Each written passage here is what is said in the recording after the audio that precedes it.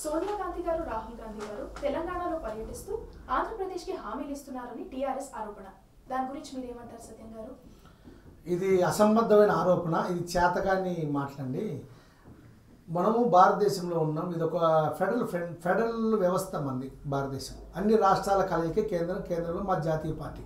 ఇప్పుడు మనము విడిపోయినాక ఆ రోజు తెలంగాణ విడిపోయినప్పుడు తెలంగాణ ఇస్తున్నప్పుడు ఆంధ్ర ప్రజలకు కూడా కొన్ని హామీలు ఇవ్వడం జరిగింది. ఆ రోజు ఇచ్చిన హామీలు భారతీయ జనతా పార్టీ అమలు చేయలేదు కాబట్టి ఆ హామీలు ఖచ్చితంగా మేము అమలు చేస్తాం మళ్ళీ అధికారంలోకి వస్తేనే గుర్తు చేశారు సోనియా గాంధీ. తప్ప కొత్త హామీలు ఏమి ఇవ్వాల. గతంలోనే ఇచ్చాం పోలవరము జాతీయ హోదా ఇస్తామని, గతంలోనే ఇచ్చాము స్పెషల్ స్టేటస్ ఇస్తామని. కేసీఆర్ గారు ఒకటి గమనించాలి, మొన్నటిదాకా కేసీఆర్ గారు కవిత గారు పార్లమెంట్లో కేసీఆర్ గారు డిమాండ్ చేశారు, స్పెషల్ స్టేటస్ ఇస్తే ఆంధ్రప్రదేశ్కి ఇవ్వండి, మీరు ఎందుకు ఇవ్వట్లేదు, మేము మీకు మద్దతు ఇస్తామని. ఒక్కసారి రాజకీయం రాజకీయం మారంగానే మార్చేశారు. నీ స్టాండ్ మార్చుకున్నావు. ఒకటే గమనించాలి ప్రజలు, నిమిషానికి రోజుకి స్టాండ్ మార్చుకుంటే కేసీఆర్ లాగా సోనియా గాంధీ గారు కాదు. సోనియా గారు ఎక్కడ కూడా వ్యక్తిగత దోషం చేయదు, ఎక్కడ కూడా వేరే రాష్ట్రాల గురించి కించపరిచే విధంగా మాట్లాడదు. సోనియా గారు కూడా చెప్పింది ఏంటంటే కాంగ్రెస్ పార్టీ ఒక జాతీయ పార్టీ.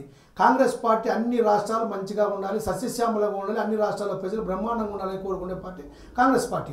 అందులో భాగంగానే కాంగ్రెస్ పార్టీ ఆంధ్రప్రదేశ్లో కూడా స్పెషల్ స్టేటస్ అమలు చేస్తాము, అది మేము ఇచ్చిన హామీ, పోలవరం ప్రాజెక్ట్ ఇస్తాము, అది మేము ఇచ్చిన హామీ అన్నారు. ఇప్పుడు వీళ్ళు అడుగుతున్నారు ఇంకో మాట కూడా, మాకు తెలంగాణకి ఏమి ఇస్తారు చెప్పండి. తెలంగాణకి ఇంకా బ్రహ్మాండంగా ఇవ్వబోతున్నాం కూడా చెప్పారు. మా మేనిఫెస్టోలో అంశాలన్నీ బ్రహ్మాండంగా ఉన్నాయి. ఆ రోజు ప్రాణహిత చేవెళ్ళ కూడా మేము స్పెషల్ స్టేటస్ ఇస్తామని ప్రయత్నిస్తాం. కానీ ప్రాణహిత చేవెళ్ళ ప్రాజెక్టుని కుదించి దాన్ని మార్పులు చేసి దాన్ని మొత్తం సమూలమైన మార్పులు చేసి ప్లేస్ మార్చేసి దాన్ని రీషెడ్యూల్ చేసి రీటెండర్లు పిలిచి దాన్ని మొత్తం అతలాకుతలం చేసి దాన్ని అవినీతిమయమైన ప్రాజెక్టు చేసాం. ఒకటి స్పష్టంగా కేసీఆర్ గారు గమనించాలి. ఇక్కడ సోనియా గాంధీ గారు చెప్పిన మాటలు ఇది ప్రజలు కూడా గమనించాలి. కేసీఆర్ అనే మాటలు ప్రజలు గమనించాలి. ఆంధ్రప్రదేశ్ ప్రజలు మన సోదరులు. అక్కడ ఇక్కడ మనం రెండు రాష్ట్రాలు అభివృద్ధి చెందాలి. భారతదేశంలో తెలుగు ప్రజలంతా ఒకటిగా ఉండాలి.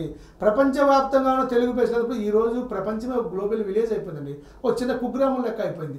అమెరికాలో ఉన్న ఒక నిమిషంలో మాట్లాడుకుంటాం, ఇంతకుముందులా లేదు. ఇలాంటి పరిస్థితుల్లో నా పక్కోడితో ఉండొద్దు, వీడితో ఉండొద్దు, వాడితో ఉండదు, ఈ గొడవలు ఏందండి? ఈ ప్రాంతీయ తత్వాన్ని రెచ్చగొట్టే సంకుచిత మనస్తత్వం గల నాయకులు ఏ రోజైతే నాశనం అంటే ప్రజా జీవితాన్ని తొలగించబడతారు అప్పుడు మాత్రమే ఈ ప్రజాస్వామ్య వ్యవస్థకి భవిష్యత్తు ఉంటుందండి. ఈరోజు భారతదేశం కాదు, భారతదేశ ప్రజాస్వామ్య వ్యవస్థ ప్రపంచంలోనే పెద్ద ప్రజాస్వామ్య వ్యవస్థ. డెమోక్రసీ సిస్టమ్ అంత మంచిగా ఉంది. ఇంకొక కాంగ్రెస్ పార్టీ డెమోక్రసీ సిస్టమ్ నడుస్తున్న పార్టీ.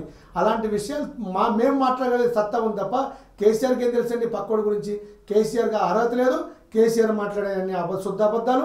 100% సోనియా గాంధీ గారు చెప్పింది గతంలో ఇచ్చిన హామీలు మేము అధికారంలోకి వస్తే అమలు చేస్తామని మాత్రమే చెప్పింది. ఇందులో తెలంగాణ ప్రజలు ఎక్కడ కించపరచలేదు. తెలంగాణ ప్రజలకు కూడా రేపు ఏం చేయబోతున్నాం, మా మేనిఫెస్టో ఇచ్చాము. మా మేనిఫెస్టో క్లియర్గా బడుగు బలహీన సామాజిక వర్గాలన్నిటికీ కూడా న్యాయం చేసే విధంగా మేము చేయబోతున్నాం, మేము పరిపాలించబోతున్నాం.